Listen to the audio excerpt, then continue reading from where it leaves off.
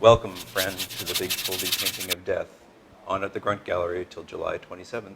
The Foldy painting of death is acrylic painting on canvas, on loose canvas, so it just rolls up into a roll when it's done.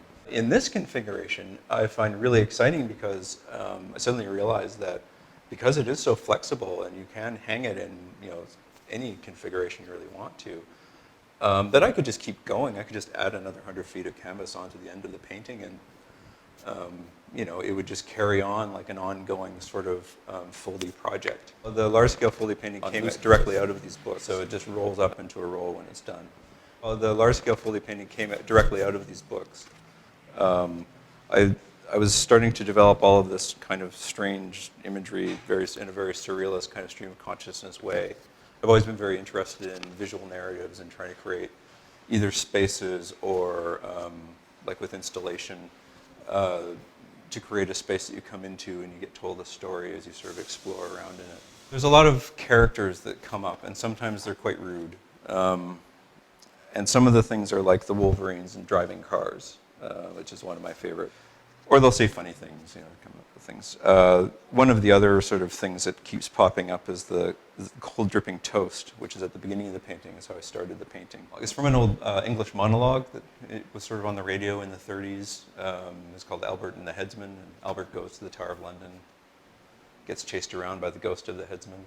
He gets rid of the ghost of the headsman with this cold dripping, which is the fat from the roast of the night before, spread on toast, so cold dripping toast. One of the other characters that keeps popping up is Mr. Poopy and the Poopy Head Fish. Mr. Poopy tends to be sort of an agent of the apocalypse, destroying cities and laying waste to vast areas of the earth. And after the poopy fish have eaten the edge of the canvas away, it breaks into a more sort of abstract expressionist, post-prandial abstraction, sort of formal kind of ground, which then there are graphic images kind of glued onto the front of.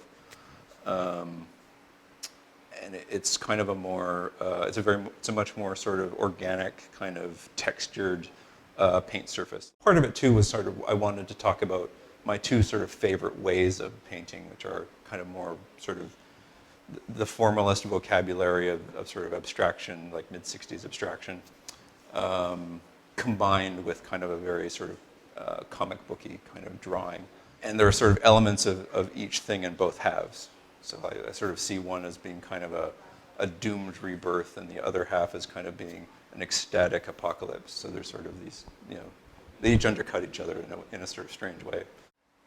I'm hoping that in the next sort of installation of the work that maybe I'll be able to add something onto the end of it, because it's going to be in a much bigger space. So I'm hoping that I'll really be able to pack it in and sort of make it an experience. I've got another 150 feet of canvas, so